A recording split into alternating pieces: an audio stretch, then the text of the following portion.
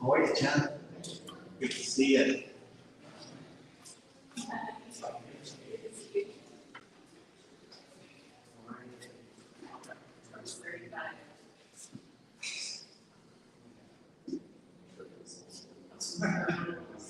I can't imagine driving from Austin right now. It's gotta be. Good luck.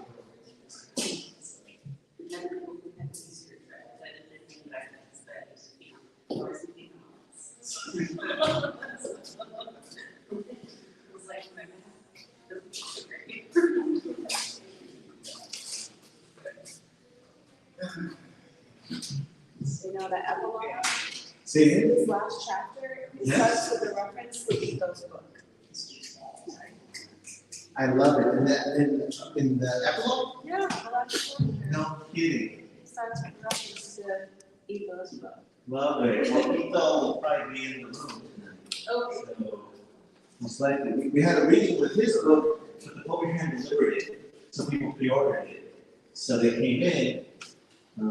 So we need time. Right? It's all. Full circle. Catherine was one of our readers in September. She's one of the editors for The Bard in the Borderlands. You guys are great, you have great publicists. Yeah. That's what we. That's our job. And we are live. We are live. Excellent. Well, right now, on live stream, hey, this is Tony Diaz, the Librotraficante.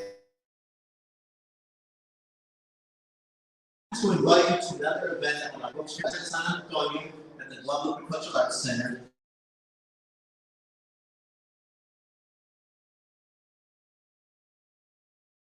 To a preface, we're going to start the first time that this exhibit is at the community center. And then we also had a chance to talk to two of the founders of the exhibit, who tonight we get to treat as authors. I'm going to pre-introduce them right now and make sure that we pique your interest. We've got Muñoz Martinez, and we're focusing on her justice never leaves you. And we'll also be chatting with Morán González, who is co-editor of Latino American Literature, among many books. But what's fantastic is that tonight, if you're tuning in or if you're with us live, you get a chance to experience our history and culture in a way that is at the cutting edge of the intellectual world, community, also in cyberspace, and it will be here for you.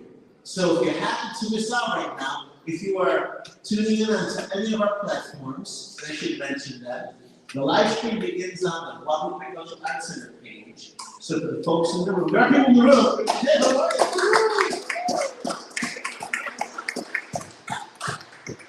And the folks who are in the room are on time.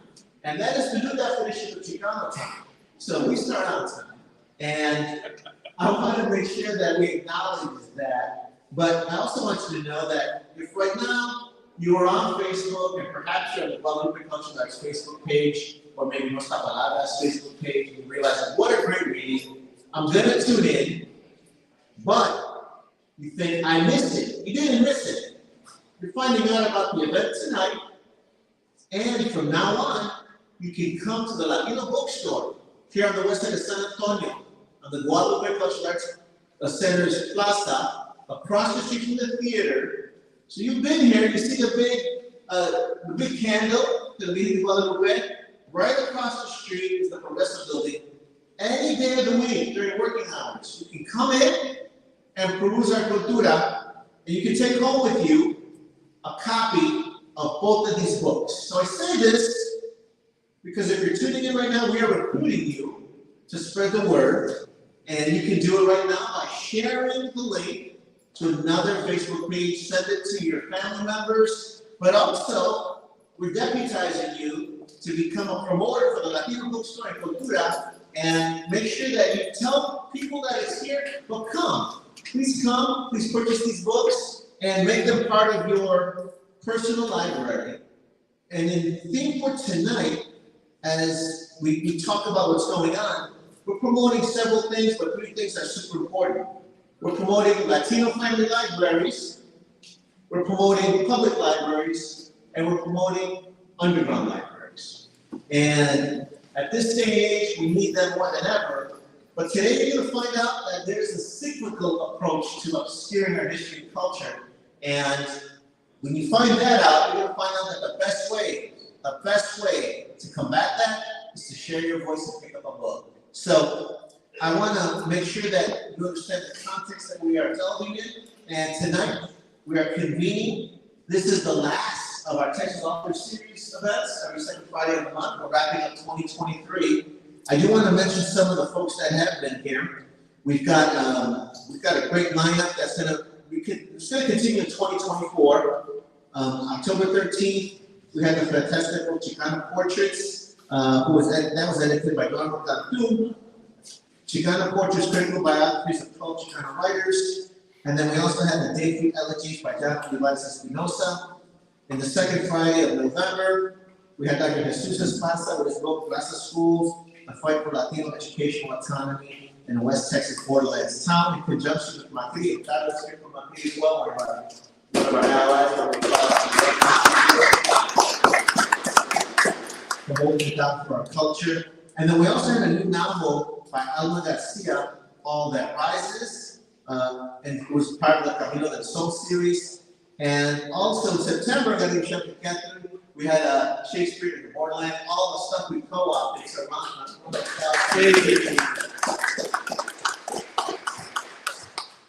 and I do want to do a commercial for other books. So Ito Romo also joined us. At that time, his publisher had not had the book out yet. It was not released yet. So we pre-ordered it, and some of us bought it ahead of time. They are in. So if you pre-ordered Ito's book, you can come in and pick up your copy, or if you didn't, we have additional copies. And we think he may be in the room today, which will be fun as well. And then I'm happy to announce that we have the most recent copy of Westside, the magazine of New America. I like to say it's one of the leading American journals. It's also one of the few Chicano journals. And if you get this particular edition, it actually opens up to a poster of Elena Maria Miramontes, which is very cool. And she is a pioneer in literature, but also someone that has mentored so many folks and really helped folks find their voice. She's a wonderful professor and a brilliant writer and a wonderful person. So we do want to let you know that Westside copies are in. I bought one of the first ones. So you are racing me to put this on your Latino friendly library, so do so as well. And of course, that brings us to tonight. This is the last of our 2003 Texas Authors Series. They've all been held on the second Friday of the month. My name is Tony Diaz at Librotraficante, and I want to bring up that moniker for a couple reasons. In 2012, as you recall, Arizona legislators banned Mexican-American studies. At that time, myself and five other members of Nuestra Palabra, Lupe Mendez, Laura Costa Torres. Lupe Mendez, by the way, is the outgoing Texas Poet Laureate. We also had Diana Lopez and Brian Paras. We took the community cultural capital of Nuestra Palabra and said we want to respond. I want to give a shout out to Nuestra Palabra, Latino Say. We're also broadcasting on the Nuestra Palabra Facebook page. What that means is that, yes, this is live right now on live stream. The video will be edited and may appear at fox26houston.com. Rodrigo Bravos, our sound engineer. Please applaud.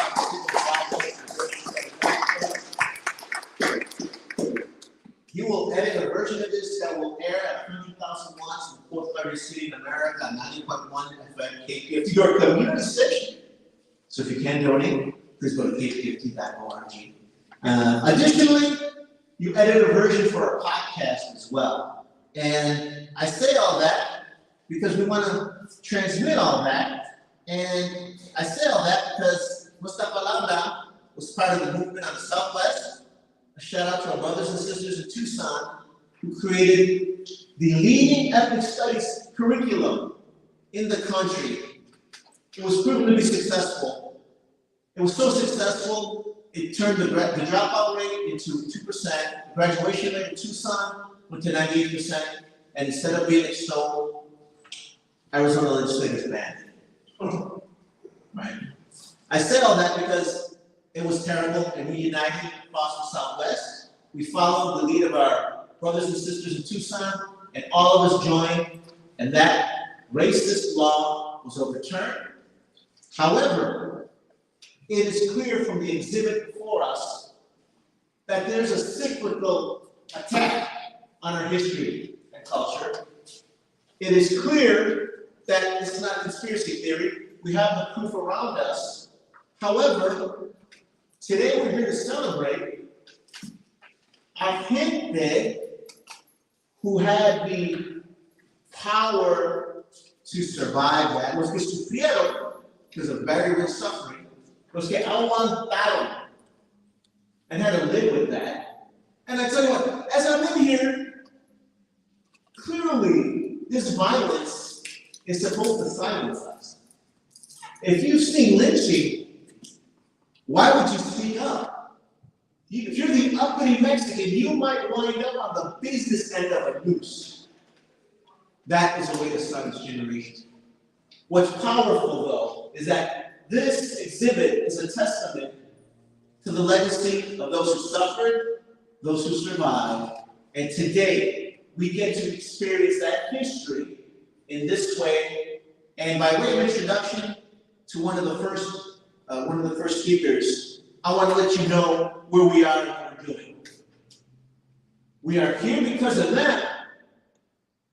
We are in this room for everyone who created the Guadalupe Cultural Arts Center with decades of work. We are in this room because Cristina Bailly envisioned as director a bookstore in a place where no corporate bookstore would come.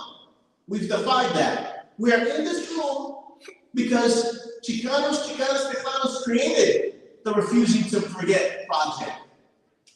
We are in this room because we have visual artists that have been painting about this. Here from San Antonio, we're part of this exhibit.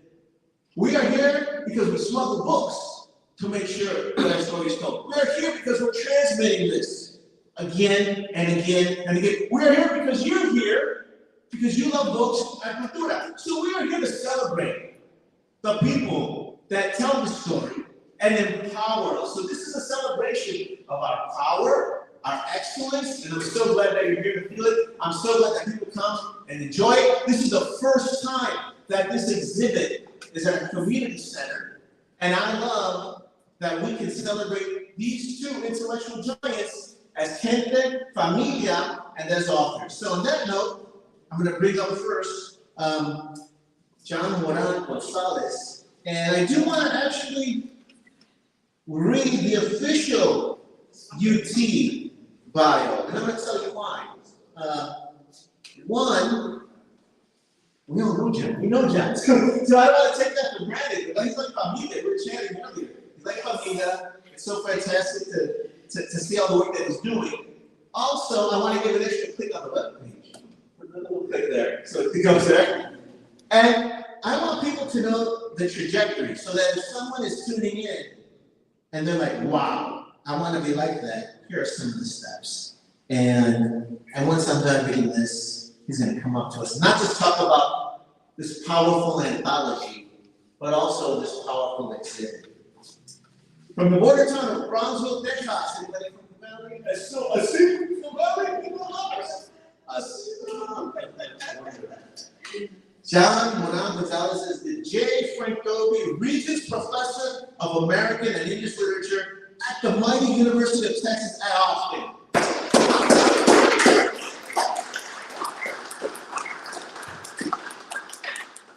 My son's Austin.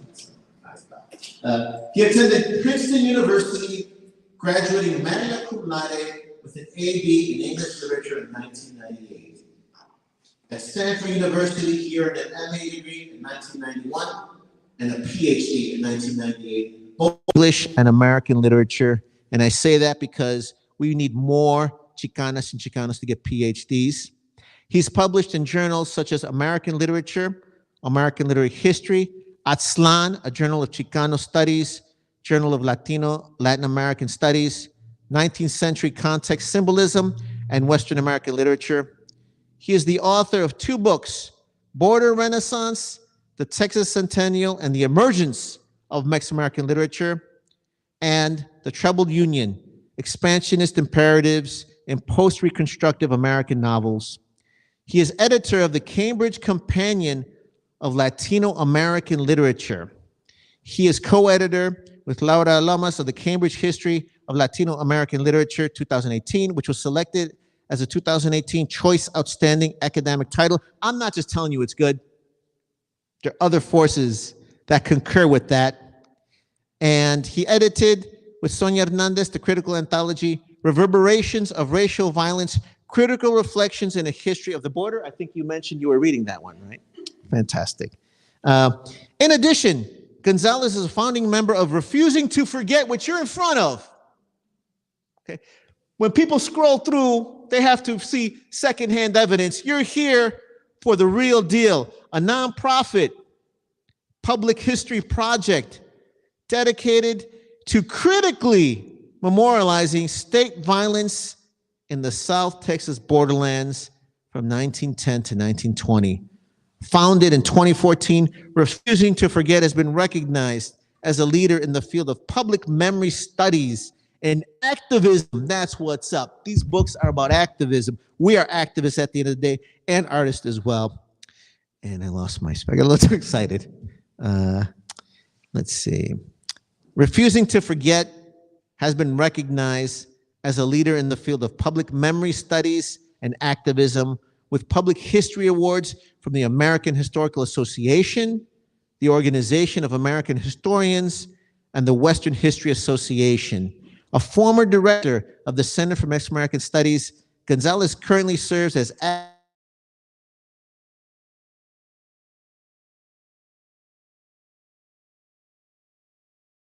the Plan to Honors program. He is also on the board for the U.S. Hispanic Literary Heritage Project.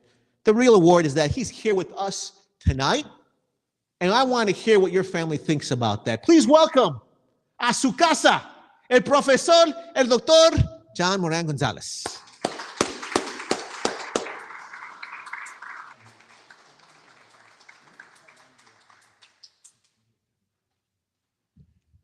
Well, thank you, Tony, for that incredible introduction. And I'd also like to thank everyone here for coming out tonight.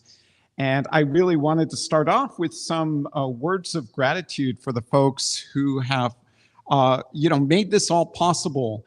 So once again, Tony, for Nuestra Palabra, and to Executive Director of the Guadalupe Cultural Arts Center, Cristina Valle. They have the vision and the foresight to bring together in this space, in this bookstore, a group of folks, not just us, but also everyone else in the series this fall, who are really contributing to the advancement of Mexican-American, Latino-Latina culture in the United States. I think that's an incredible project. It's one that has yet to be fully realized, but with the help of the folks here, like Tony and like Cristina, it is we're claiming our place here in all kinds of ways. We're claiming our community. So I'd like to thank them for that.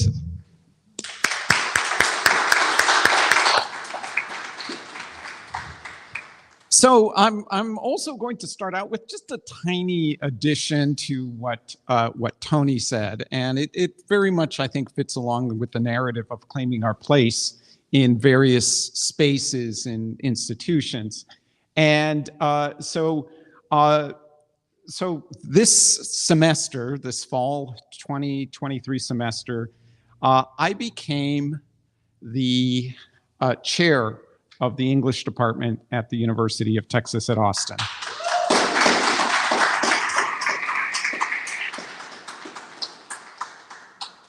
And just for the record, I'll also say that I am the first faculty of color to be chair of the English department at UT Austin in its 140-year history. So.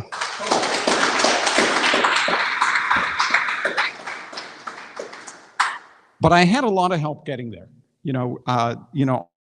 who blazed the way, who were pioneers, and for foremothers in the field of Chicana studies and Mexican American studies. And so I would include not only, of course, Americo Paredes, who was a professor at UT Austin, well, first as a student during the 1950s and then 60s, 70s, and 80s as a professor and in the English department. And he was the first one, and just an incredible presence who's, with his pistol in his hand, just was a foundational text for the field, and of course, which I studied closely. I should also include two other folks, professors who were at UT Austin at various moments. One of them would be Ramon Saldivar, who is also from Brownsville, like Paredes and like myself, and is now at Stanford University. And so he was my advisor while I was at Stanford. And and then finally, I have to thank Jose Limon, who was my faculty mentor at UT Austin for many years. And these three academics really, I think, paved the way for me to be in the department and to eventually become chair of the department. So I owe a great deal of gratitude. I also do want to not leave out, I think, someone who was also incredibly important to my intellectual formation.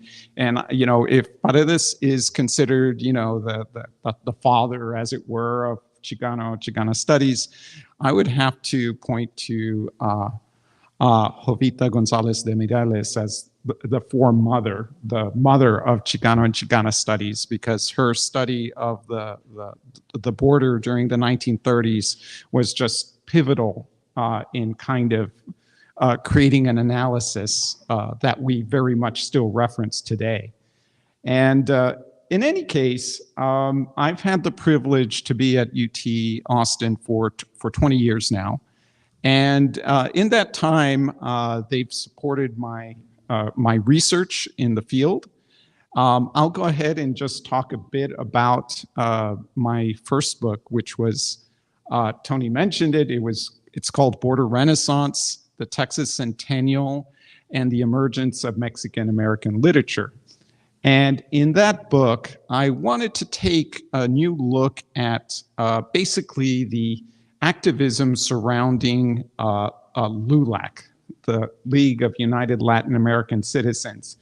And, the kind of narrative I was getting, and, this is in the, in my time in graduate school and in the 90s, the idea was very much the one from this particular strand of historiography that kind of painted LULAC as a assimilationist, accommodationist sort of wishy-washy organization. And I just wanted to kind of revisit that narrative. One whose institutional politics of engagement with the legal system really was superseded by the Chicano movement and with its emphasis on direct action politics. So anyway, I looked back into the archives. I looked back at LULAC News. I looked back at this whole constellation of literary texts that were emerging at the same time in the late 1920s, during the 1930s, from Mexican American authors in Texas. And it's a very, very Texas story. And I found that many of these narratives, one, were, there was this really interesting shift in the way that Tejanos and Tejanas were telling stories, right? Fictional stories or poetry. And it was shifting from basically poetry in Spanish. Throughout the 19th century and the early 20th century, this was the kind of main expressive high cultural forms that Tejanos and Tejanas used, right? And it circulated in newspapers. And I think it's important to note that these poems, this circulation actually had wide reach across the hemisphere, across the Americas. So, you could be reading the same poetry in Buenos Aires and Mexico City and, all throughout Latin America, really.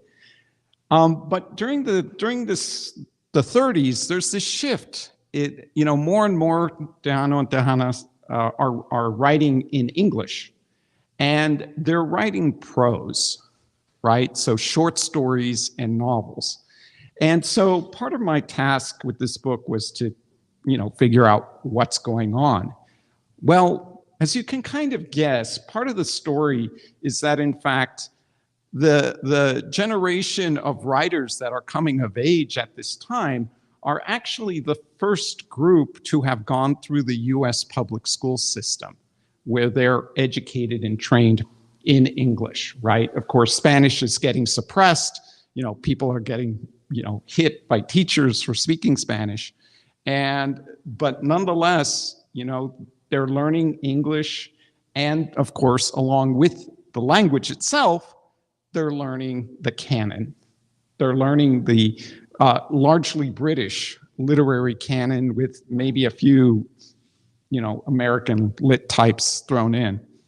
So, I think if you really want to get a great portrait of what it was like to be, a Tejano in the public education system in South Texas at that time, read Américo Paredes' novel George Washington Gomez, right? Which kind of narrates the time, he's in, the protagonist is in elementary school and high school, through high school in the 1920s, basically.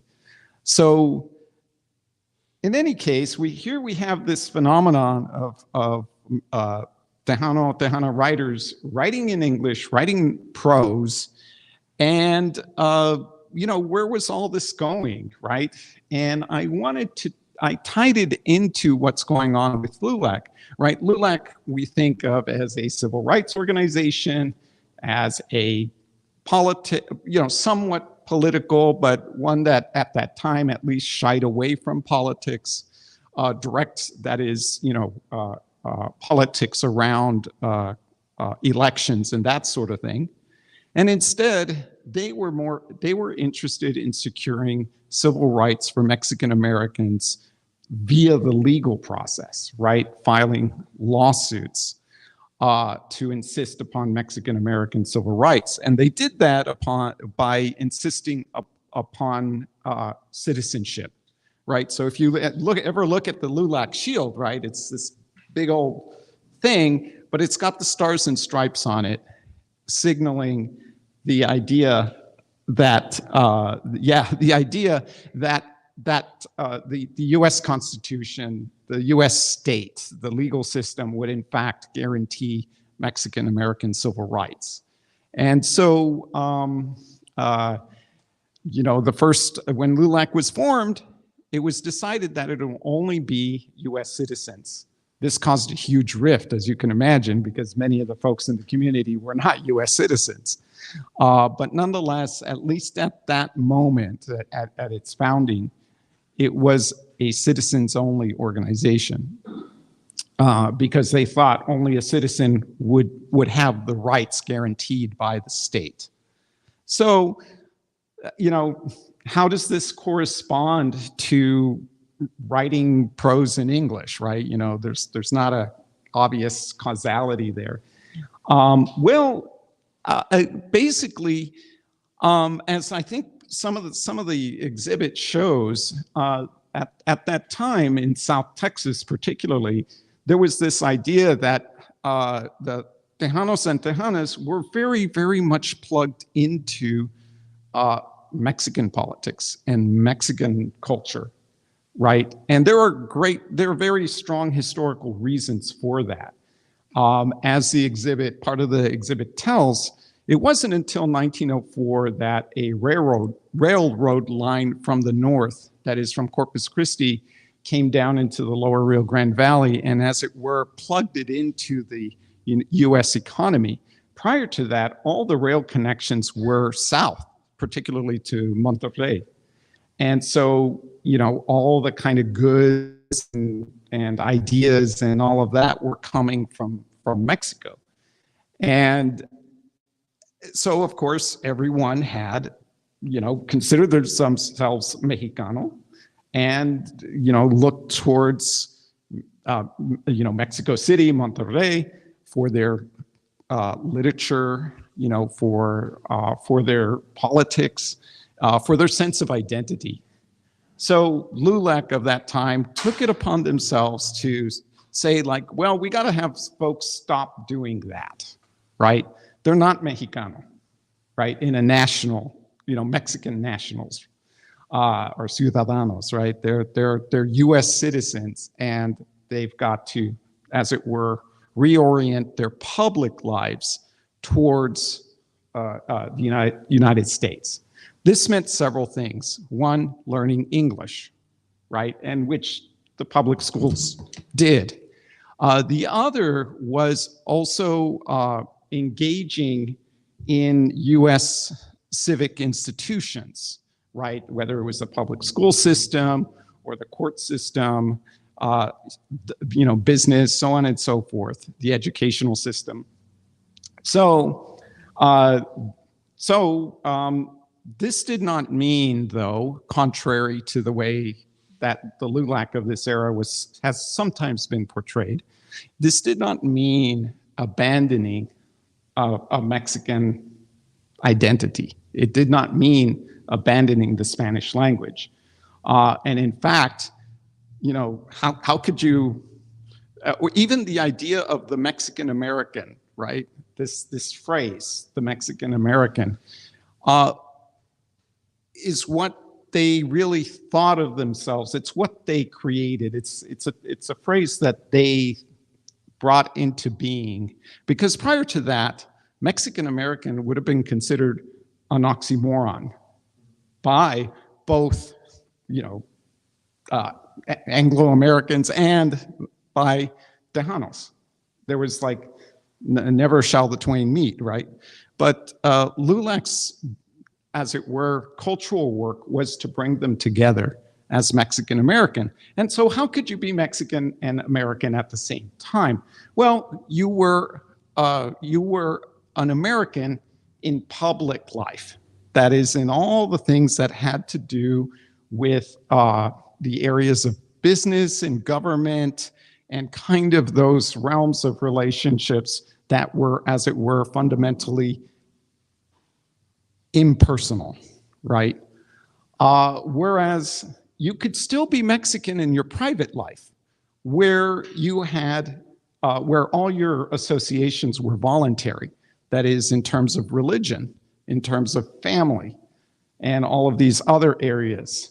And so by calling themselves Mexican American, by making this public-private divide, they could have what they thought was the best of both worlds.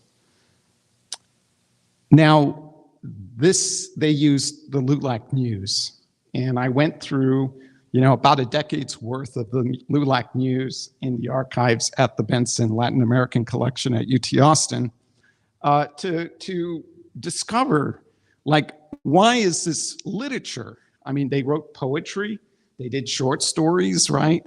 Original stuff. Like, you know, you don't need that stuff if you just have an informational organizational newsletter, right? You don't need to put in poetry and short stories, right? But the thing was, it was a cultural shift that they were imagining and they were encouraging. And I saw that I mean, all the while, of course, very much advocating for Mexican American civil rights. You know, very, very insistent upon that. So, and you saw that there were internal contradictions, right, to this, and not least of all, the women, the Tejanas associated with LULAC were like, oh, no, we're not going to go there with the public-private thing, because of course that also meant, you know, the public sphere was male and the domestic sphere was female, right? In other words, the Tejanas saw this as a way of having them shut out of public life. You know, it wasn't all, it wasn't that rosy for them. And so they expressed their critique and displeasure with this vision, right? Even as they're advancing it, even as they become editors of the LULAC News, they're like saying, like, look, guys, you know, this is civil rights thing is great, but it's going to apply to women as well. We have equal rights, we have equal standing. And so you have women associated with LULAC, like Alicia Dickerson Montemayor or Adela Slosvento, you know, writing in the LULAC News saying, hold on, guys, you know, we're here too, and we're going to demand our rights. So there's a feminist kind of analysis that emerges there. You know, decades before Chicana feminism found its voice. So all in all, the idea that LULAC was not simply a civil rights organization, but also an aesthetic movement, right? It had an aesthetic component to it, I thought was really important to recover for this moment. And this aesthetic extended to other folks like Elena Zamora O'Shea, who wrote a novella called El Mezquite in 1935. Ruben Rendon Lozano, here from San Antonio, who wrote a little book called Viva Tejas, the story of the Mexican-born patriots of the Alamo, right? I mentioned in the title of the book, there's the Texas Centennial, and for those of you who don't know, the Texas Centennial was, of course, the state-sponsored celebration of Texas's breakaway revolution from Mexico in 1836. So in 1936, there was a huge celebration put on by state officials and businesses and with participation by the federal government to commemorate this event. Well, you can imagine how this narrative went in 1936, right? And it's pretty much, yeah, you know, the revolution was about overthrowing Mexican tyranny and establishing Anglo freedom. So, well, in other words, it was a highly racialized story. One, you know, that, you know, the freedom was in part the freedom to continue the enslavement of African descent people. It was also about shutting out from civic life in the present, in 1936, people of Mexican descent, right?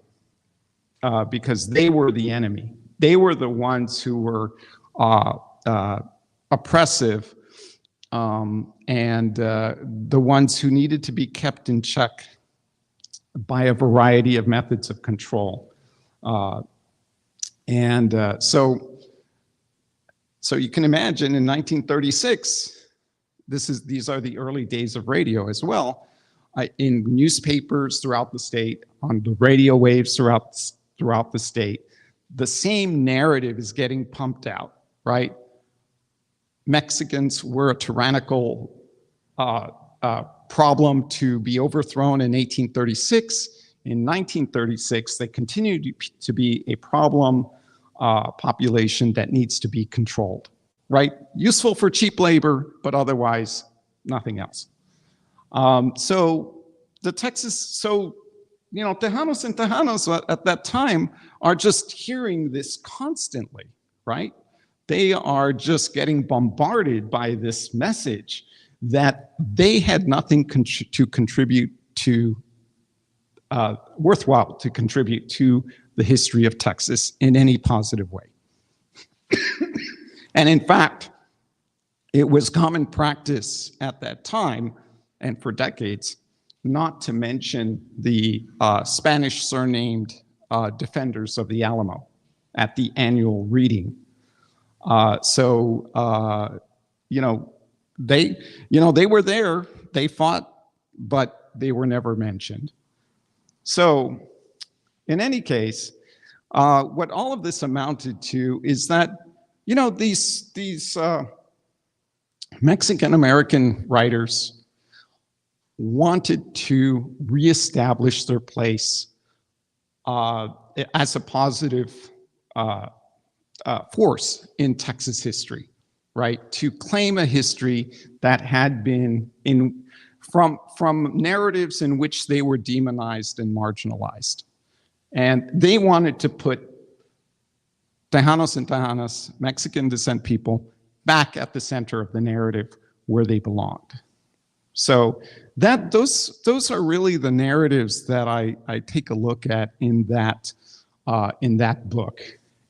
And so I will go ahead and kind of also mention how I feel that much of my editorial work in recent years is related to this. Also, of course, the public history work with Refusing to Forget. In fact, I'll take that second part first, because the necessary context for the Texas Centennial and Mexican Americans and LULAC, all of it, is of course what happens in the Borderlands War of 1915, and the decade of the Mexican Revolution. And as the exhibit tells the story, right, of how during that decade there is this brutal collective punishment of the South Texas Mexican descent population upon suspicion of being sediciosos, right? Small bands of ranchers had in fact initiated a guerrilla war against the authorities in the summer of 1915. But this, as a result of the displacement, economic, political, and social displacement they were experiencing at that time in the lower Rio Grande Valley. But of course, this was a real insurrection, right? It was real. People got killed, but the authorities overreacted and thought it was a race war, not a statement of political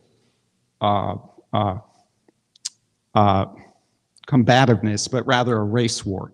And so that interpretation led to the collective punishment of the Mexican descent population in South Texas.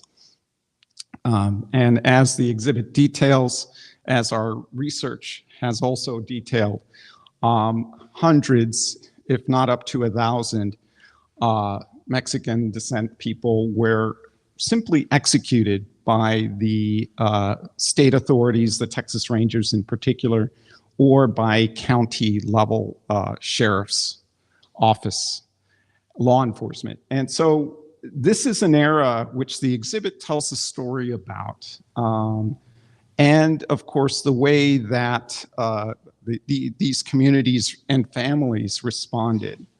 I think Monica will talk much more about that, but just to say that if it weren't for the determination and the efforts in court cases and other forums of the families of descendants, we would not know nearly as much as we do about all of this. And so they kept archives, right, in spare bedrooms and garages for a century, and with the idea that, there's no statute of limitations on injustice, right? I mean, it's a century, but it still hurts and it still matters.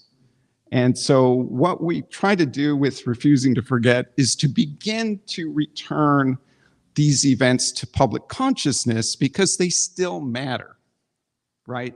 They resonate with many of the issues that are facing our communities and other communities today. And this is a way of bringing it up and saying, like, these are not new issues. The question of police brutality and the denial of due process is not new.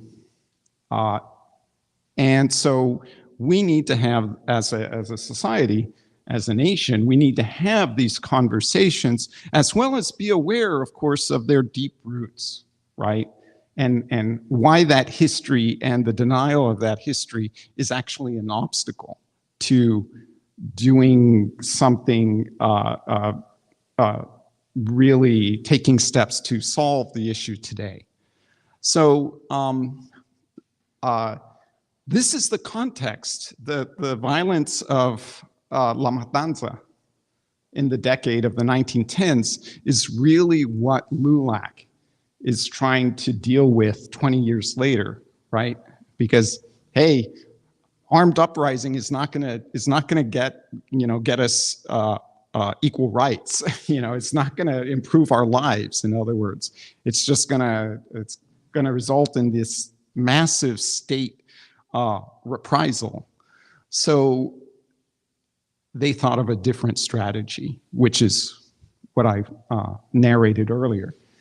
In any case, but nonetheless, just to kind of, I think, begin to wind down my part of the presentation today, the editorial work that I've done with particularly the Cambridge Companion to Latino American Literature and the Cambridge History of Latino American History are all they're both attempts to create institutional spaces, right? I'll have to say, and that, the Cambridge series, these are the first Latino, Latina, Latinx kind of literary reference, critical reference volumes that Cambridge University Press has ever put out. There were other there was one for African American literature, there was one for Native American literature, and Asian American literature, but not for Latino American. And there's a funny story behind that. Why Latino American? That's a kind of not a phrase that we particularly use. It's because it's a global press, right? And so they needed this to be legible in India, or in Australia, or in the UK, right? In the Anglophone world. So they needed to put Latino American. But in a certain sense, it's not, I mean, that wouldn't have been my preference, but I understand that need for legibility on their part in their markets. But in any case, this has enabled, I think, a consideration that one, in fact, Latino, Latina, Latinx studies is in fact a globally recognized field of studies, right? So that global presses are investing in bringing out these volumes and having the knowledge production by scholars in these fields, many of whom are Latino or Latina or Latinx, right? And getting exposure on a global academic stage. So that's part of the work that I call it Ladrillo Rosa. It's a great shade of it's Rosa Mexicano, right? It's a great shade. But if you all get a chance to look at it, I think you'll find that it gives a state of where the field is at in Latinx literary studies today.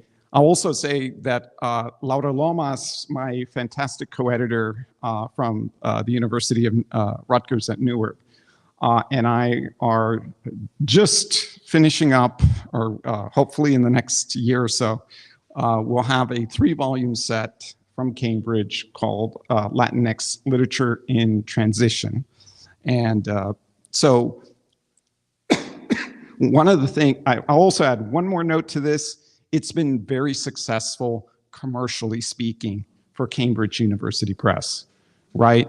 So this means people are buying it. Academic presses need people to buy books too. So it's been very successful. Our editors and publishers are very happy about this, and they want to see more. So it's part of the work we do to kind of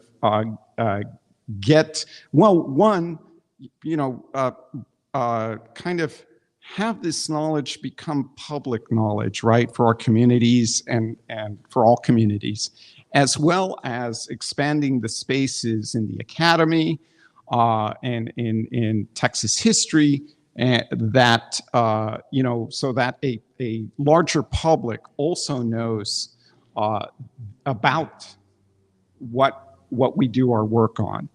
And it really has been some of the most gratifying work of my career to work with such great colleagues on Refusing to Forget and engaging with the communities in South Texas, in West Texas, in Austin, that we've been able to collaborate with, because it really is a collaboration. It's not just the talking heads of the ivory tower here. It really is a community effort, and we would not have been able to do this without them doing a lot of the groundwork first. So I'll go ahead and stop there. Once again, thank you, Tony, and thank you, Christina, for this wonderful space at the bookstore at the Guadalupe Cultural Arts Center. It's a pleasure to be here, and I hope we can have a further conversation. Thank you.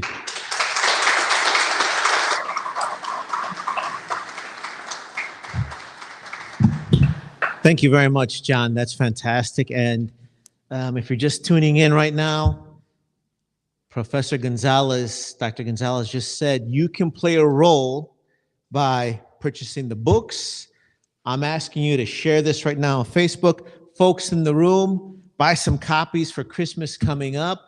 Give them away. Stock your Latino family library. Give some to underground libraries, because you're making the great case that that's powerful on our part. So thank you very much. Also, you know what I love? Cambridge. They invented English.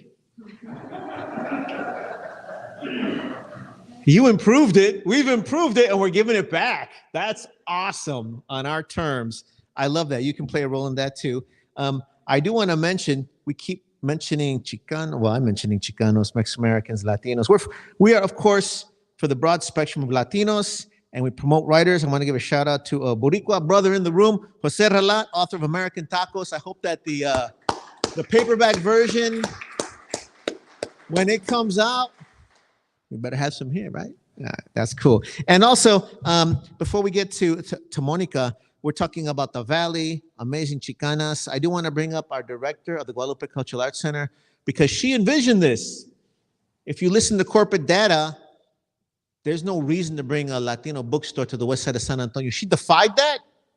We're here tonight expounding our history. So please welcome our boss, la mera mera, the visionary, Cristina Bahí, por favor.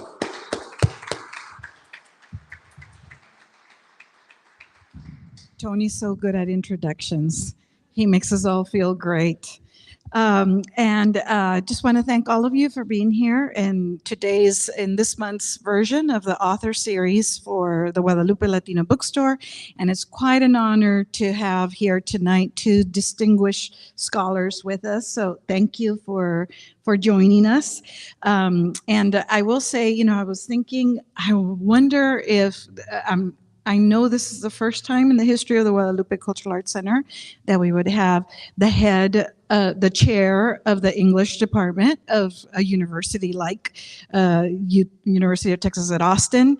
So that's why it's so important to, that we continue and that our scholars have the opportunity to continue their work so that we have more Latinos department chairs. So felicidades, John. Thank you for working hard to get there and represent all of us.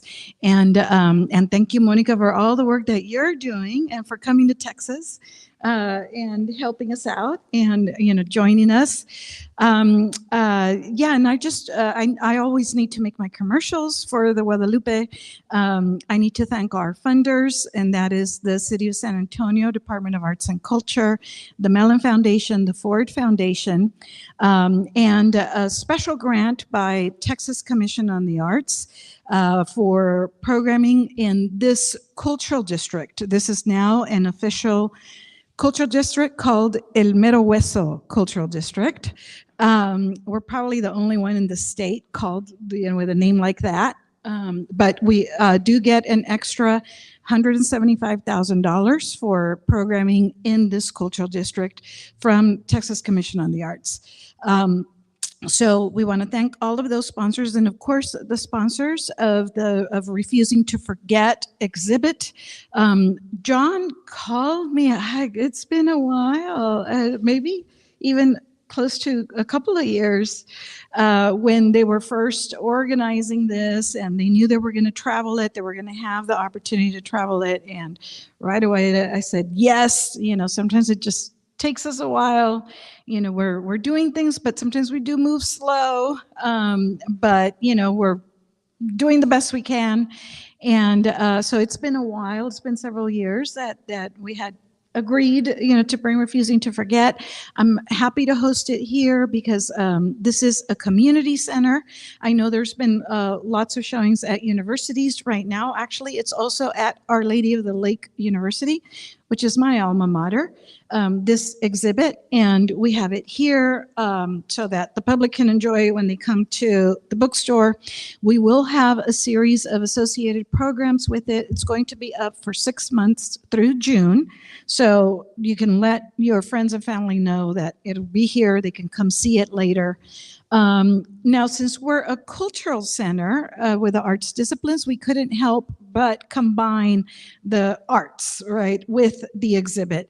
And so that's why we added a response from contemporary border artists that know, that show in their work the themes that we are still living, the themes that are present in this exhibit. Many of the things what John just talked about, and hearing things like from 1836 and 1936, how Mexicans were evil, needed to be expelled except for their cheap labor. And here we are in 2024, with still the same messages. So we wanted to incorporate the response of artists. So we have here art by border artist Celeste de Luna and Chris Escobar. Celeste is from Harlingen and Chris from Del Rio. We will have, of course, music is a big part of the center. We will have music of the 1910s and the 1920s. Many people don't know the pre-accordion music, pre-conjunto music, was actually string music. And there was Mexican string music. There are not a whole lot of bands remaining that still play this music here in San Antonio. There's Belén Escobar and her husband Ramon, and they still play this music. And we have a young student, Aaron, who is learning this music as well on the fiddle. So we will have Mexican string music being performed here next year. We will announce that program when it's ready. Okay, so I think I've made all my, last commercial I need to make is that we also have our plays. We have lots of programs going on. There's a children's pastorela going on at the Foya Middle School because you may know we're getting ready to shut down our theater for renovation. But this weekend and next weekend, we do have a play going on, Petra's Pecado, and that is written by a playwright from Austin, Rupert Reyes, and that is going on tonight and tomorrow night and Sunday and then next weekend as well. So those are my commercials. So I'll give you back to Tony so she can introduce our next guest. Thank you.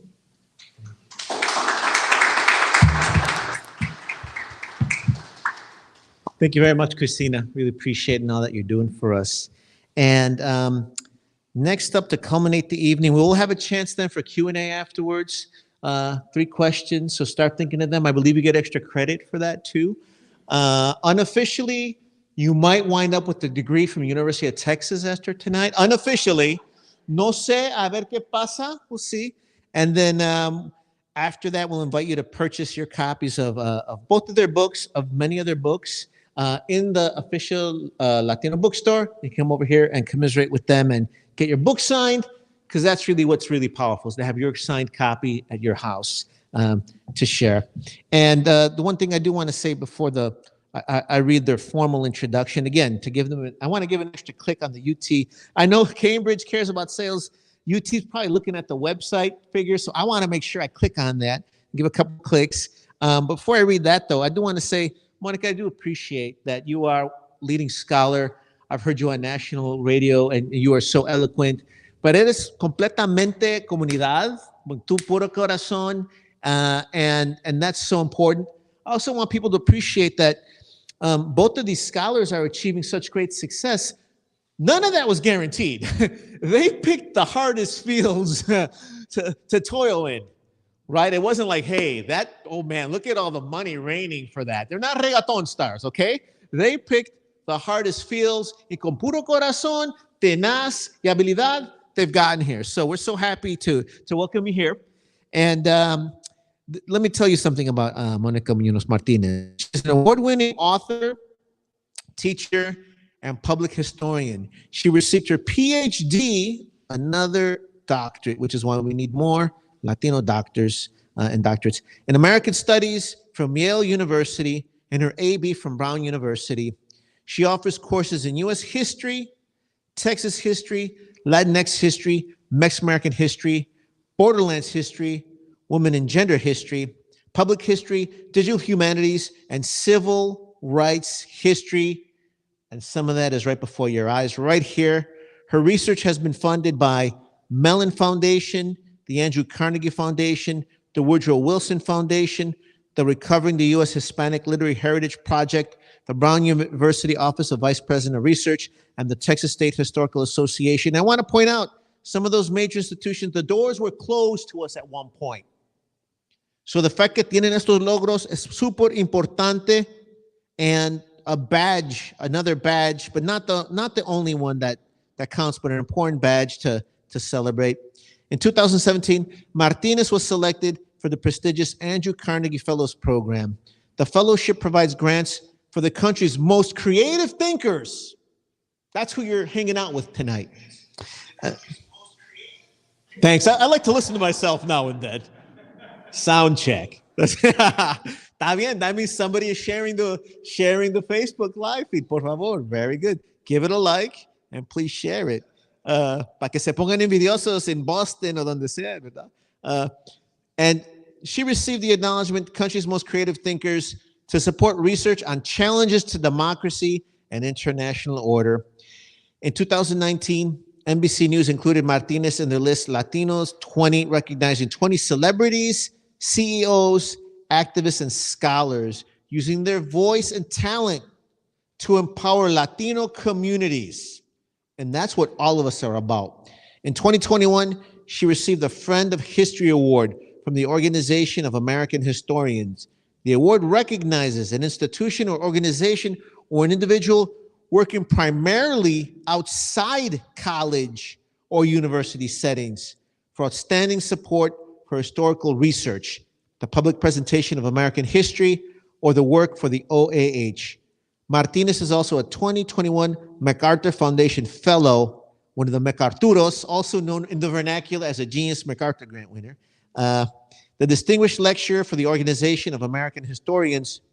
Her first book, The Justice Never Leaves You, which you will take home tonight signed with a picture and a cool story.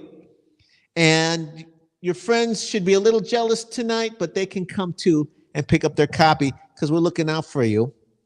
And the book was published by Harvard University Press in 2018. It was awarded the Lawrence Levine Award from the Organization of American Historians, the Corey Western History Prize, and the Robert G. Athearn Award from the Western History Association, Maria Elena Martinez Prize from the Conference on Latin American History, the Best Nonfiction Award from the National Association for Chicano Studies, Tejas Foco, and I'm a proud member of the Tejas Foco. I'm also a proud member of LULAC Council 60 out of Houston.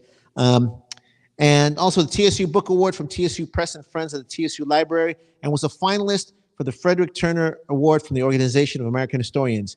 Martinez is the primary investigator for the Mapping Violence, Racial Terror in Texas, 1900 to 1930, a digital project that recovers histories of racial violence in Texas. The multifaceted project includes a digital archive of histories of racial violence, research for each documented case, curated content, including digital tours and historical essays, and an interactive map. The project documents multiple forms of violence at the hands of law enforcement, U.S. soldiers, and vigilantes that targeted multiple racial and ethnic groups. She's also a leading public voice. She's a founding member of the award-winning nonprofit organization Refusing to Forget, the exhibit before us right now that calls for a public reckoning with racial violence in Texas. Refusing to Forget helped develop the award-winning exhibit for the Bullock Texas State History Museum that marked the first time a cultural institution acknowledged state responsibility for a period of racial terror in the 20th century. Martinez collaborated with the Texas Historical Commission to secure 4 state historical markers along the U.S.-Mexico border, and she has worked as a historical consultant for the Smithsonian's National Museum of American History. Her research has been featured by media outlets including the New York Times, CNN, NBC, NPR, the Associated Press, Texas Monthly, Latina Magazine, the Texas Observer, and the Austin Statement, but most importantly, the Latino Bookstore. Let's give her a warm welcome to her home, La Mera Mera.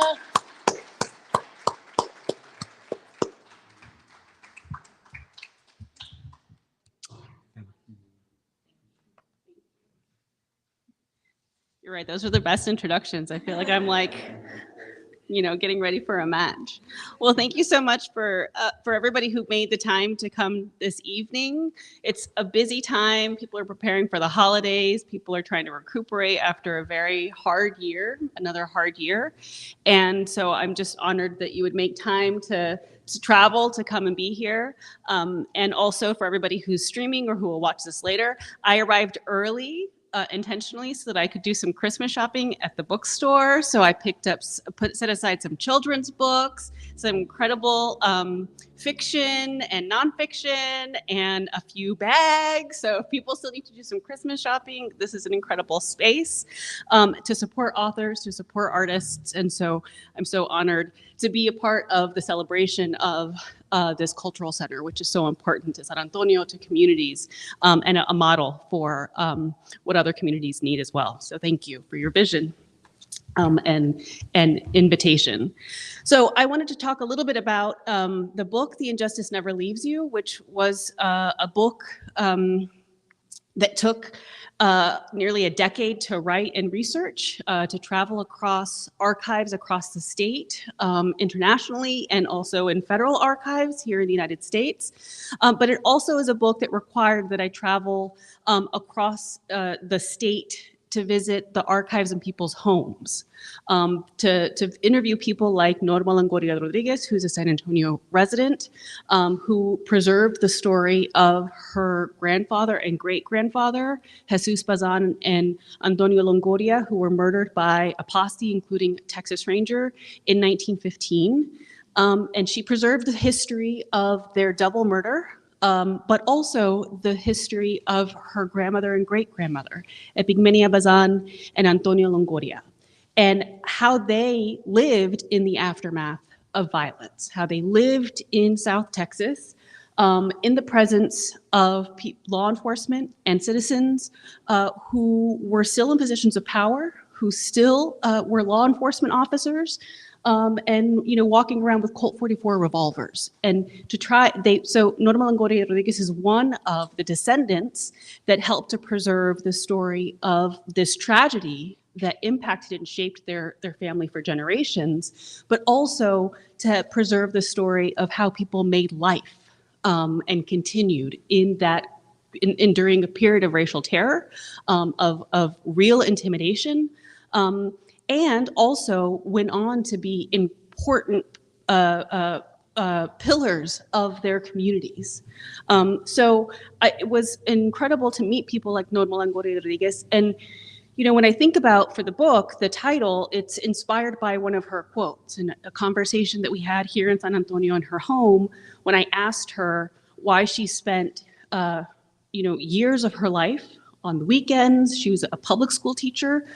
So to spend weekends, to spend valuable vacation days, traveling to archives, trying to help preserve her own family history and learn more about what happened to her grandfather and great-grandfather.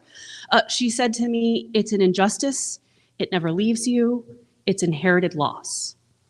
And so that, for me, those words, it's an injustice, it never leaves you, it's inherited loss, became a really important theoretical underpinning for the book, right? That I was writing histories of racial violence, but I was also telling the stories of people who had been impacted through generations and who had refused to let their loved ones be forgotten, to be erased, or to be criminalized, right, in historical records. And so it was a challenging book to write because not only was I having to find and interview people who maintain some of these private archives, but also the other archives that I was encountering that were preserved by state officials or law enforcement officers was a corrupt archive. And so I had to pull together an archival collection that could help me expose those lies that were in state record, or the lies by law enforcement officers that accused people of trying to flee from custody, or accused people of being bandits. And so it was an incredibly difficult and challenging book to write, to pull together evidence, especially if you're going to make claims about violence by law enforcement or by Texas Rangers, that you have to have the evidence to prove it. And so, for the Refusing to Forget project, we were a group of historians, and honorary historian who had written about these histories, who had written about this period of violence in the early 20th century, this decade between 1910 and 1920, when law enforcement enjoyed a culture of impunity. They could murder people and not face consequences, not face investigations. There was years when governors offered their pardoning power to Texas Rangers that were sent to South Texas, some of them with bloody reputations of being murderers, of murdering people in their custody. They gave those Texas Rangers the promise of pardons if they were ever investigated. And so this period of violence is a period that was state-sanctioned violence. It was a period of violence in which your class, your social status, your cultural capital, your gender, and your age did not protect you from violence. If you were somebody who could be what we would say today is profiled as being of Mexican origin, whether you were Mexican national or a US citizen, those categories didn't offer protection. And in some of the cases, like Jesus Bazan and Antonio Longoria, these were land-owning, and some of them had been elected to public office. And so what was really deeply troubling as a historian to research this history was to see that the intense vulnerability, that this period of anti-Mexican violence was coupled with anti-Mexican rhetoric that led to not only violence by vigilantes and law enforcement, but also violent policies. So immigration policies, but also what we would call today the kinds of Jim Crow style laws that targeted people of Mexican descent to restrict their rights. And so what is on exhibit here, some of the examples of Juan Crow laws, of English-only laws, for example, laws that were written to disenfranchise people of Mexican descent. And so it was this period not only where people were vulnerable to violence, but that institutions were also trying to make, to roll back any of the rights that they may have enjoyed, especially in communities like in Laredo, where the railroad didn't arrive until the early 1900s. And so people were being targeted, not just criminalized, but also targeted, especially if they had political, economic, or cultural influence. And so it is this moment where we can understand the real dangers of racist rhetoric, of criminalizing rhetoric, and also the dangers of forgetting this history. And so it's a book that I wrote, but in terms of our work with Refusing to Forget, partnering with other scholars who had written about this topic and not seen any shift in public understanding, right? So the museums that presented Texas history to the public didn't acknowledge this history. Lesson plans in school books didn't acknowledge this history. And so we came together to say we have to do more than write books. We have to make sure that the information in those books is accessible to people in the public, that you shouldn't have to buy this book. You shouldn't have to, not everybody has time to read 300 pages of this history. And so we wanted to think through how can we not only make these histories more accessible, but also how can we partner with institutions that, taxpayer-funded institutions that are called on, that their mission is to educate the public about our past, to not only learn about these histories that can be deeply troubling and upsetting, but also the histories of people who called for justice at the time of this violence, people who called for a truer democracy that was more inclusive, that called for their civil rights. And so although it's a history that can be deeply troubling, it can also be inspiring, right? To learn about people like José Tomás Canales, who was a representative at the time, who in 1919 called for an investigation into Texas Ranger abuses, he himself experienced death threats for that call. And his own life was in danger. But the investigation that took place in 1919 that resulted in 1,600 pages of evidence of the violence of the Matanza, you can see it, the photograph of those 3 blue volumes. That's the Canales what was called the Canales investigation. But that was, it's an invaluable historical archive. It's a record not only of people coming forward and testifying about the violence that they experienced, but it's also a record of people coming forward to testify under oath that they support violence, that they called for violence, that they supported even mob violence. And so it gives you insights into both people who called for violence during this era and how they tried to justify those calls, and also people who were trying to denounce it or a call for shifts. And some of the work that we did in compiling this exhibit is not only to try to document the voices of people, because this isn't a white and brown or a white and black story. There were people who, Anglo, for example, county sheriffs like William T. Vaughn, who himself called for the Texas Rangers to be removed from Cameron County because they were murdering people. He witnessed himself and testified about saving people that were in the custody of Texas Rangers. And when the other prisoners that he couldn't remove from their custody were later found dead. And so this is this moment where we can look back on people seeing the corruption of power being used to inflict violence and pain, and some people who might not have been vulnerable still stepping forward and saying, it's not right to deny people due process. People have constitutional rights. This is not justice. and to participate in those dialogues. And so this is a history where we try to introduce people not only to the horrors of this period, but also people who, in this moment of racial terror, decided to participate in calling for change. I'll also say that part of one of the challenges of writing this book was also mirrored in pulling together this exhibit that came together through incredible partnership with the Bullock Texas State History Museum. It took years of work, but finally was up in 2016. It was on display for 10 weeks, a little bit less than 10 weeks, and over 40,000 people came to see the exhibit. And it was a milestone for our group, but also for the state of Texas. And it was a real learning moment also for the Bullock Museum to say, wow, to see the public reception, the intense interest in seeing this exhibit. And so I wrote about it in my book, and I was asked to read a little bit from the book. So let me make sure that I have the right page. But we couldn't have pulled together this exhibit in the way that we did if it wasn't for the families like Evarista and Benita Alvarado, who lent the photograph of Juan Bonilla and Narciso that were survivors of the Bodnik massacre. And so their portrait was on display. Norma Longoria Rodriguez and her family members lent the museum, gave them permission to put on the walls a portrait of Jesus Pazan and Antonio Longoria. So some of the people who had been victims of this violence, who had witnessed this violence, their faces, people were able to see a face and associate that with a name.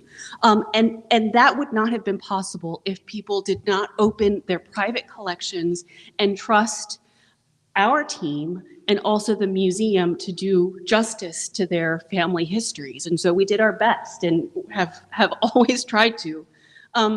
But again, the Bullock Museum, which with all of its resources and access to the Library of Congress or to state archives or to the Briscoe Center for American History or archives here in San Antonio, could not find photographs of people directly impacted by this violence. And so if not for people like the Alvarados or Norma Longoria Rodriguez, we wouldn't have been able to tell this story fully.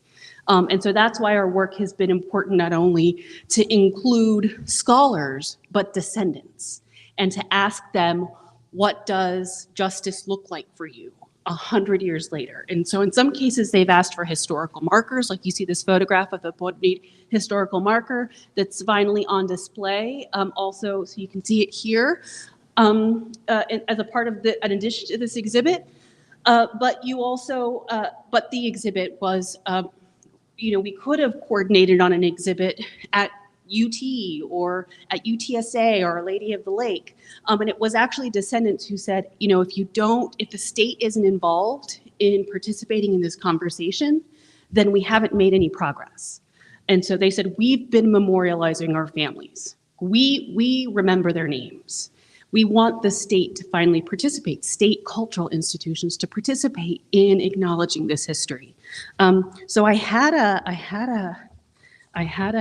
placer for for the exhibit. Let me see if I find it because I moved it. Maybe I won't be able to find it.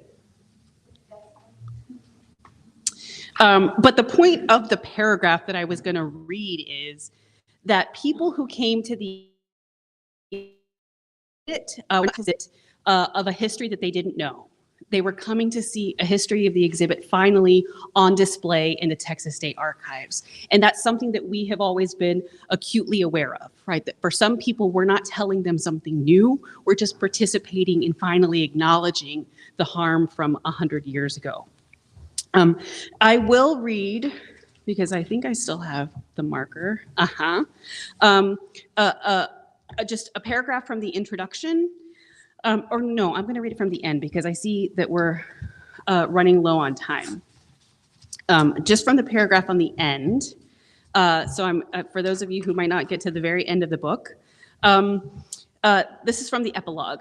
I wrote, when I consider how long it will take for families, advocates, and communities to recover from the injustices they are witnessing today, I think about Norma Longoria Rodriguez, Benita and Evarista Alvarado, and Juan Flores Jr., who still carry sentiments of loss 100 years after their relatives were murdered by the state police. Recounting these myriad acts disrupts popular assumptions that violence is followed by reconciliation, that the dead were likely criminals anyway, and that the mere passage of time can heal wounds. Answering calls for justice requires remembering the names of the departed, acknowledging the lives lost, and confronting disavowed histories of violence.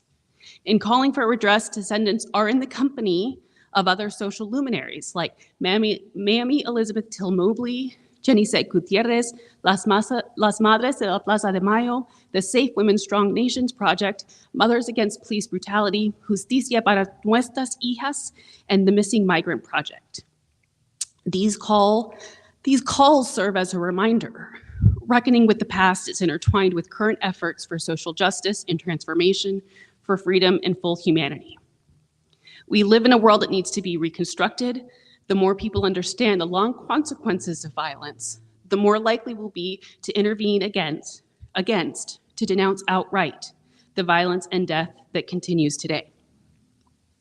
So that's how I decided to end the book, because it is one thing that's pretty troubling to research these histories of violence and to actually hear not just echoes of the rhetoric, but in some cases direct quotes, people using the same racist rhetoric 100 years later, especially when they are people in positions of power, when they are people who are calling for policies that have real life consequences.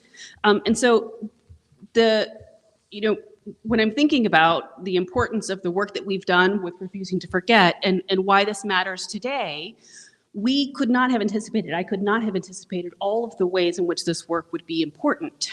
I could not have anticipated that I would need to share this history with journalists after the massacre in El Paso in 2019, journalists who had never heard of anybody of Mexican origin being the victim of a lynching or the victim of a police homicide, who could not, some of them who called to learn about the history of the border region, and some of their first questions were, how long have Mexicans been in El Paso? Right, so when you think about how important it is to teach these histories, it's not just to teach these histories, because then you wonder if what people need to know to be able to understand the violence by a white supremacist targeting people because they look Mexican in El Paso in 2019, but also how you need that to be able to cover immigration, the history of people in the Southwest more broadly, the history of civil rights, voting disenfranchisement.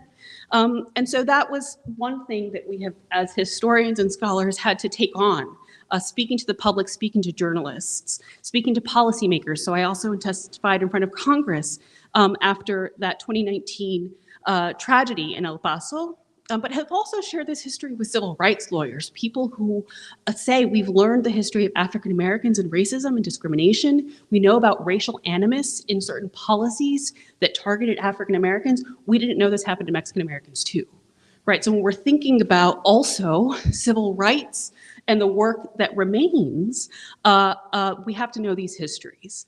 And then I also would not have known that I would need to share lessons of this history with clinicians and public health workers in my own hometown of Uvalde, which if we're thinking about, the work that it takes to understand the long impacts of people, of massacres, people who experience violence, people like Juan Bonilla Flores, who arguably witnessed, the most horrific form of violence of that era, right? The massacre of his relatives and neighbors and family members. But then to think about what it means to live in a society where we have children that are witnesses to the most horrific forms of violence today, right? Through massacres and mass gun violence and school shootings. And so I have been working with colleagues at UT Austin, in Gloria Gonzalez Lopez, for example, who's a sociologist, Noel Bush Armendariz, who's a social worker, to help meet the ongoing needs, the ongoing and unmet needs in Uvalde, following the Robb Elementary massacre. And it has been devastating work, important work, but also work where I have been acutely aware of, because these histories have not been taught, the histories of violence, the histories of discrimination, there are people who don't have the cultural capacity to meet the needs of communities, to not understand why you can't just open the door to a resiliency center or to an agency in the community and expect people to walk in, right? That you have to do community outreach, or to visit with community clinicians who don't understand the cultural dynamics of the community, don't understand the history of discrimination, don't understand why somebody seeking services might not first want to openly say that they prefer to speak Spanish. If you don't understand the history of school punishment for speaking Spanish in schools, or the history of people losing their jobs for being caught speaking Spanish at work, if you can't understand that history, if you don't know it, then it's difficult to comprehend why somebody who's seeking services for counseling, for trauma, might hesitate to share that they prefer to speak in Spanish. And so I think we are, for me, I shared, or I printed out an article that I wrote that's called The Power of Truth: Why Some Fear Histories of the US-Mexico Border. And it's an article that's in response to the challenges to prevent, the efforts to prevent a state historical marker to acknowledge the Porvenir massacre as a tragedy. And so that was a long effort by Refusing to Forget, in partnership with people like Adelinda Valencia and Benita Alvarado, descendants of the Porvenir massacre, who had been calling for a historical marker for over a decade. That partnership finally came to fruition, so now you can visit it or you can see it online. And then I also wrote another article. I was asked to, this before the Robb Elementary School shooting in Uvalde.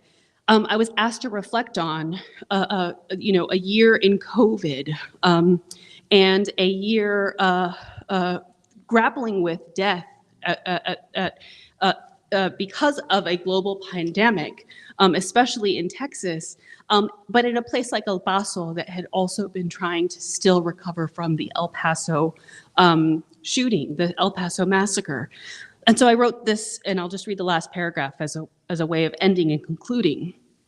And I wrote, the children growing up in border communities will learn the hard truths of the recent past in due time. When they do, they should also learn that border communities collectively worked to protect them in the face of forces that attempted to malign them, to make them more vulnerable to death. It's a long tradition that they should no longer have to bear, but for centuries, fronterizos have shown a commitment to remembering their lost loved ones, repairing broken humanity, and building a more just future.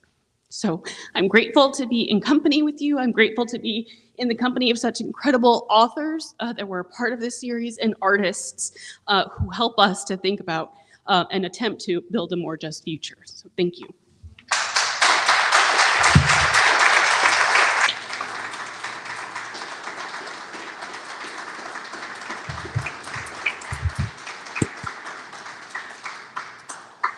Thank you very much. And I'm touched by your words. I know your voice was breaking, but that emotion comes through in the work. So, and that love for the scholarly work edifies us. So thank you very much. Let's see. Right now, I think we do have time to take some questions, 3 questions, but I think also we do want to get you ready to purchase the book, to give it away. And I want to basically model that and abuse my position by putting mine first.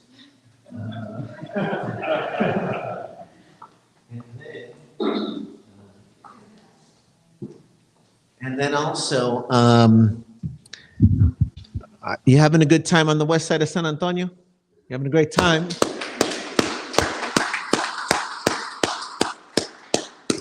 I'm going to muster the audacity to ask for that copy of the news article you read from.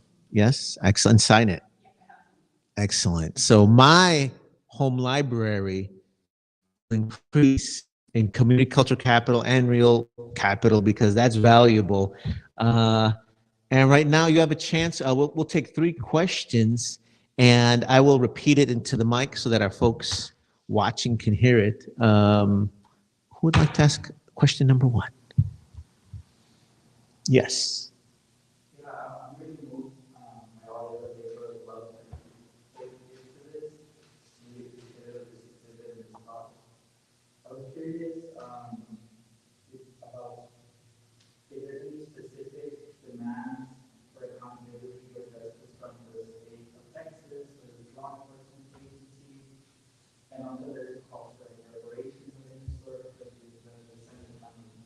So the question is, you want to acknowledge that you are having a really great experience tonight.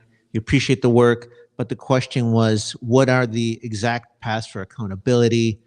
It sounds like you're asking if some of the family members are asking for reparations, and what is the state of that? I might ask you to come up here actually to share your answers so that we can share it. And of course, we'll also be broadcasting this on our radio shows. Well, that's a great question. It's ongoing. So the number one question that we've received at public events is, when are these histories going to be taught in public schools? So that's something that we are continuing to try to develop. On the Refusing to Forget website, you can currently see a lesson plan, a curriculum about Jovita Aidar and her life as a suffragist, as a writer, as a journalist, and as a teacher. She and her family, who contributed to the Spanish language press in South Texas, running printing presses, running newspapers. They were a really important family that helped to preserve the atrocities that they were witnessing in real time and organize for change. So they helped to establish and organize civil rights conferences, for example. So we are thinking about ways that we can try to make this more accessible in schools, and also by creating resources that are available online for people who want free access to the history. But family members, descendants, also want these histories taught. And so that's an ongoing conversation, especially with legislation that tries to regulate how people can talk about race or slavery in K through 12. But also to make sure that there's not a chilling effect for public institutions and museums and libraries, for example, which we know is taking place. So access to the history so that future generations can learn from it is definitely one call. But there's also not broad agreement. So different descendants that we've worked with have differing opinions about, the ways to honor this history, to acknowledge it, to learn from it, to memorialize it. So some families have been calling for example, the historical markers. And so that's been one strategy that we've embraced, trying to get state historical markers to acknowledge, to commemorate these histories. They've been opportunities when they've been embraced by the local community to have really incredible public history programming. So for the first unveiling of the marker to commemorate La Matanza, this period of racial terror in 2017, it was like a 4-day public history extravaganza. It was like there was an arts exhibit, and so there was a call for artists to contribute.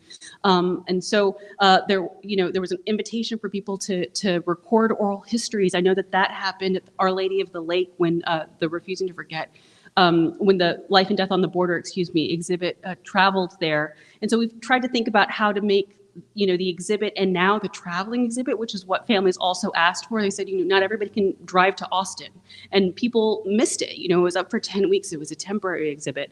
So having that travel, there are some families who are doing also genealogical research into their family histories, but also research into what happened to the property that their family owned, and to trace that, who owned it after, who claimed it.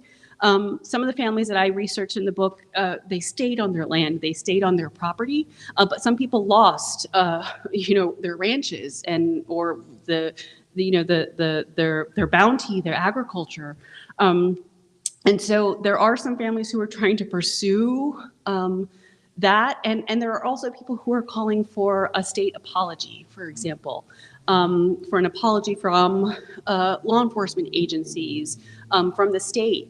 And so it's not, there's not one voice of descendants, but there are people who are still calling for more recognition and acknowledgement. Some people have also called for, and I think it's needed, for a Truth and Reconciliation Commission. So if we're going to think about really not only acknowledging this history, we have to have a full record. And we're learning about cases. It seems like people reach out to Refusing to Forget or to us individually regularly with their own family stories of racial violence. And so for me, I realize we have a long way to go, and having that full record of racial violence is going to be very important for them being able to answer the question, how do we heal from this? What does that look like? And descendants have to be at the center of those conversations. Thanks for your question. Sure. We've got 5 questions brewing. I don't know, Jose, you had a question? Yeah, I just wanted to ask, you were just talking about the present and the future of the project, but it's usually not talked about how hard it is to get something like this off the ground. So you needed resources beyond academic resources, right? But how did you get the momentum and the sanction of this project going? Because it took years, right? So how did it start, and when did it open up? So, and for our live stream audience, so the question is, we're recognizing the results of the work, but you wanted to find out the origins of it, some of the challenges, and how it got to this particular moment. If you'd be kind enough to answer at the mic. That's a great question, because that's very true, right? I mean, these things, these start somewhere, and I would say that a kind of brief sketch of Refusing to Forget and how the project came about might begin about a decade before 2015. In 2005, when Ben Johnson, who's a historian and co-founding member of Refusing to Forget, and I had a conversation at the American Studies Association conference, I forget where, but he had come out with a book called Revolution in Texas, and a couple of years before, and had laid out the events of that the exhibit details, and this was a book that really hit me hard, because I grew up in Brownsville in the Valley, from the Valley.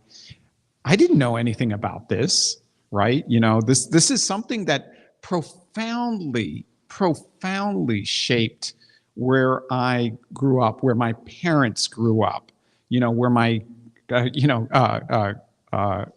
grandparents, lived and worked and lived through, right?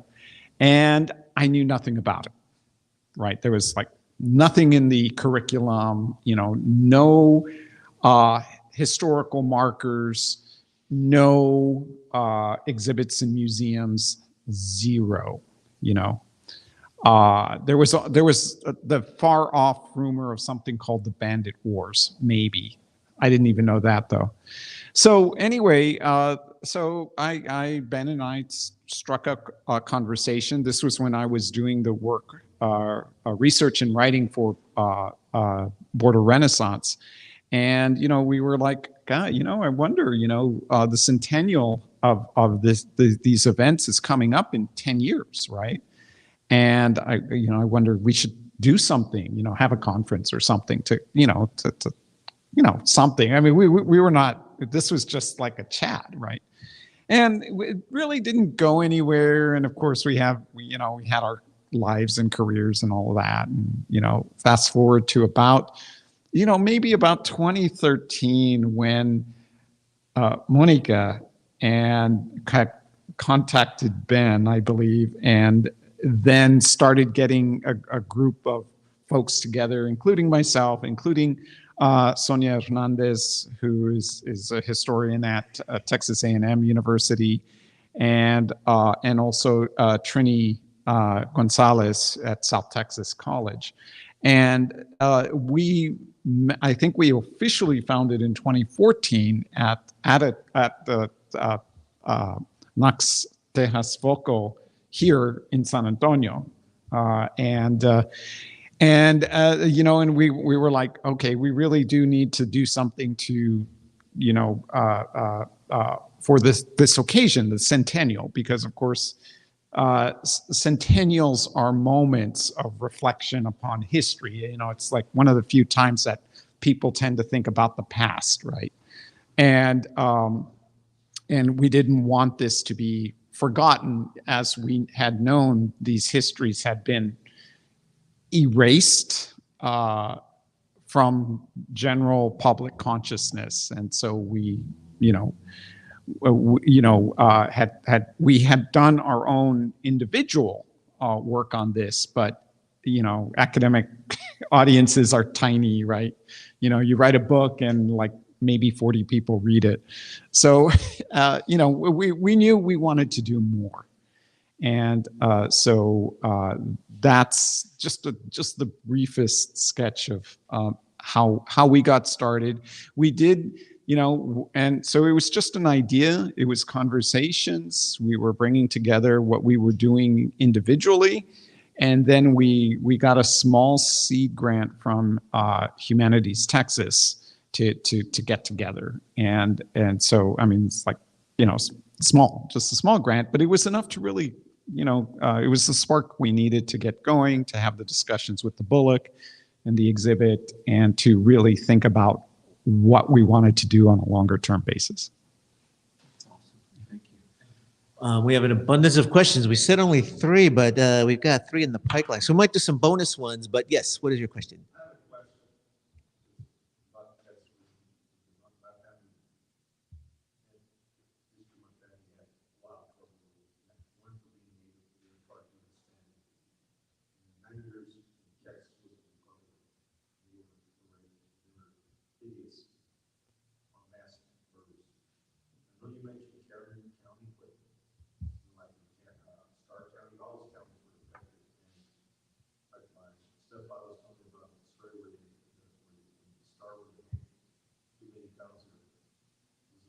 Basically, one ranger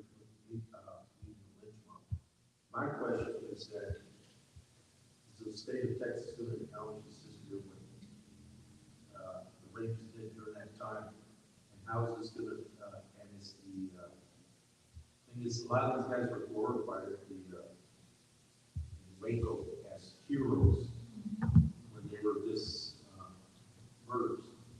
So what's going to take to change that, to try to incorporate hate? Today the Texas Rangers, one way they said stories of Chuck versus you're trying to put that image, but it wasn't true when they were 9 years when it was the Republic of Texas. So it wasn't going to take to change that to get the Texas Ranger Hall of Fame to change your attitude. And I'm going to rephrase it for our live stream audience. So the question was regarding how might state of Texas acknowledge the role of Rangers in this violent era, and additionally, how might that impact the glorified version of the Rangers that is current? I don't know which one you would like to answer that at the microphone, please. I think we have a long way to go. Unfortunately, for Refusing to Forget, we were asked to review we received an invitation by the Waco Texas Ranger History Museum to review their exhibits and to give recommendations on changes that they should make. And the Hall of Fame, we really pointed out as being in conflict with the mission of a public history exhibit, right? If the goal is to tell the history, that's one goal and mission. If the stated mission is to celebrate and really want to glorify, then that really raises really important ethical questions about how you tell a story of the history of Texas and the history of the Texas Rangers. And we really also pointed out and took particular, we went out of our way to highlight some of the Texas Rangers that were celebrated in the Hall of Fame, that were celebrated for being, quote, slave catchers, or for combating people after Indian raids, right? So these were some of the Texas Rangers who had bloody reputations, not just with anti-Black violence, anti-Indigenous violence, participating in massacres of Indigenous people, but then also some of the people, the Texas Rangers that participated in this era of anti-Mexican violence. And so we have not been, our recommendations were not really seriously considered at all.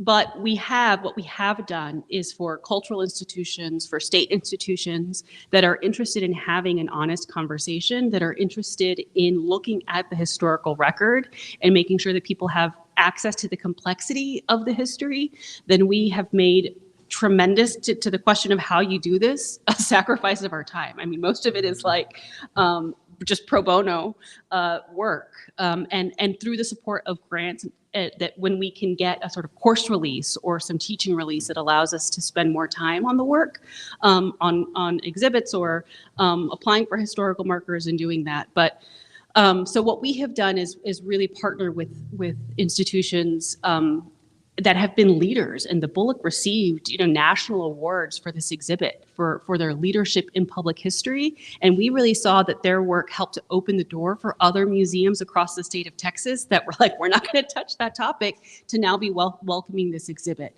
And so to that one institution, I think we have a lot more conversations to be had. There's a whole other part of the story that I won't speak publicly about, but I am really more hopeful. We didn't anticipate that the Bullock would be the host for this kind of an exhibit, and they've been incredible partners. And so when I walk in and I take students on the tour, tours of the museum exhibits, and it says the story of Texas, and then we can question, what it means to have just one story, and we can look at the erasures or the absences, but I've seen tremendous progress. So I'm hopeful. And thanks to cultural centers like this, we don't only have to rely on a flagship Texas State History Museum. People have other ways of accessing these histories. So that's why this space is so important. Awesome. Thank you. And again, we are now crossing the border of 3 questions. I'm going to tell you why, though. Studies show the more questions attendees ask, the more books are sold. So I'm hoping you will prove that calculus correct. Jose, you had a quick question? Oh, I'm sorry. I'll get you next. Because I know all too well. I first learned of Da Vinci when I was 12 years old. I'm 17. Okay, now, when I first learned it as a 12-year-old kid, it was because my great-grandmother were walking nearby the county jail, the old one, was I think they already knocked it down, because we're going to build a UTSA team there. But when we were walking, she started screaming, "Los Rinches, los Rinches, nos van a matar." I was like, ooh, I didn't even know who Da Vinci was. And I'm looking, I'm scared at my grandma, right when she was in her 90s. And I remember grabbing her and holding her, going like, I'm scared like that. Who's going to kill us? So I didn't know nothing about this. And then my grandma told me that story later that night. But it wasn't until I read the one to House books, and then I learned about Da Vinci's. Okay, so time goes on. I tried to go to school, but I dropped out. I tried to go to school. And, like, people already have this notion, like, when you get you got even your teachers, well, you dropped out of high school, what are you doing here? I was going to follow up by just open. And I do leave, right? And for 27 years later, I come back because of it. I remember it. And she told me, she goes, "How do you know all this history?" I said, "Well, can I read it?"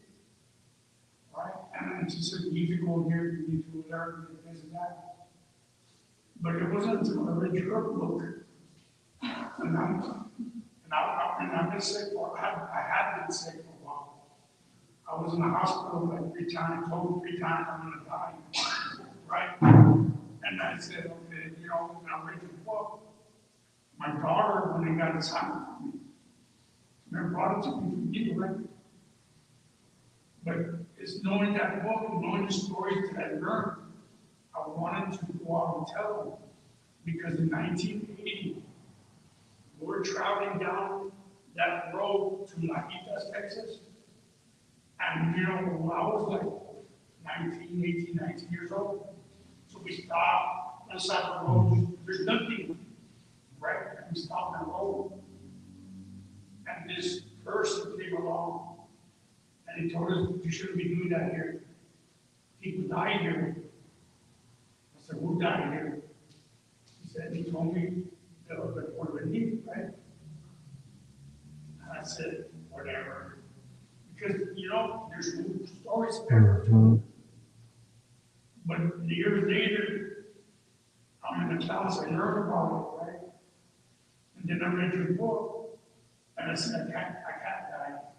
And I will tell this story. I gotta let my children, my grandchildren, my cousins, my brothers, they didn't even know. They're questioning me, why I know. I said, because Brown told me, right? And I know that the question I really have for y'all is this. I know the anger and hatred that comes along with knowing what you know. And you writing the books. How do you deal with that? How do you deal with the hatred? Because I mean, we see it everywhere nowadays. And I just really want to thank you, because I don't think what we could say or do to help, you know, like feel safe in this state.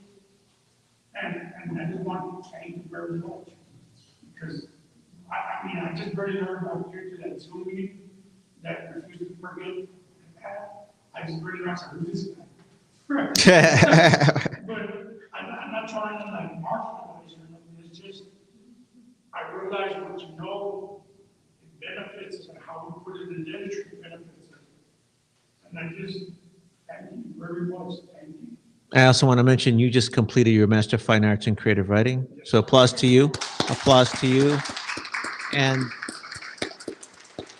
for the audience, I'll relate your testimonio. You were thanking Monica for her work, how it really spoke to you for the history you've heard. And your question was, they experience or exposed to so much hate and violence, it must create rage. We heard the tears in your voice, the puro corazón. Your question was, how do you deal with that? If you want to. And we'll close with your questions. Oh, okay. I think both of us are going to make some comments about this, but you're absolutely right. There's coraje, right? You know, and it's I mean, we're academics and we're supposed to be cool and detached and all of that, but no, it is something that you know, affects. You know, we wouldn't be doing this unless we were emotionally invested in doing this. There's something profoundly at stake here for us. And both, you know, personally in terms of, you know, understanding our families and our communities, and you know, it's very, you know, troubling and enraging when you do find out about these things. I mean, I think for me, I think it helps me continue in the sense that it you know, I mean, I think Tony pointed out, you know, I mean, becoming an academic, it's a long road. It's a tough road to hoe. You know, it's you know, many times you want to give up. But, you know, if you have something motivating you that is just beyond your own personal ambition, I mean, it really helps you, propel you. And I think I take that and kind of put it in like, oh, well, you know, I learn about these things, but I'm going to harness that coraje, that energy, as it were, and redirect it in a way that helps, you know, establish and create space for others in the community, but also to, you know, to claim the space, right? To kind of say like, you know, so many, you know, people or institutions tell you you're not supposed to be here, but I'm going to be here. so, you know, I that's how I help channel that. And I also just wanted to really quickly kind of say that like Monica mentioned earlier, there are just unanticipated ways that this work has become healing too. So, I mean, I didn't anticipate the outpouring of, say, art that has come as a result of it, that we've helped facilitate, that people take it up and turn it into poetry, or turn it into a painting or something like that. I mean, and that has been very healing. The other thing is like, this really moves me, is that, and I know this for 2 of the markers for sure, and maybe a third, but the marker for the Porvenir massacre and the marker for La Matanza, right? One in far west Texas, the other in just outside of Brownsville. They've become sites of pilgrimage. So like for Dia de los Muertos, for the past 4 years, there's been a community group, and like I didn't know anything about them, but some local folks organized a caminada, a pilgrimage to the marker site, right? And people go, and it's a little altar for the memory of those whose lives were so unjustly taken. And they leave flowers, and they leave packs of cigarettes and coins and candles. I mean, it's a little shrine. Had no idea that was going to happen, but it's moving, that it's become a communal site of remembrance and mourning and healing, I hope. So, so I mean, there's the coraje, but then there's also this other healing part.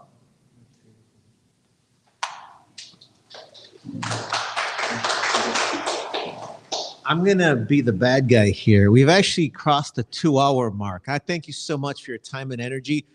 Please forgive me. I'll ask you if you can ask them the question when you get your book signed, only because they've been here for 2 hours, and I know folks want to get their book signed. But thank you all for coming. Thank you so much for a really wonderful presentation. And again, we welcome you to purchase your copies and then to convene with our authors and get your sign. Thank you so much. Appreciate you.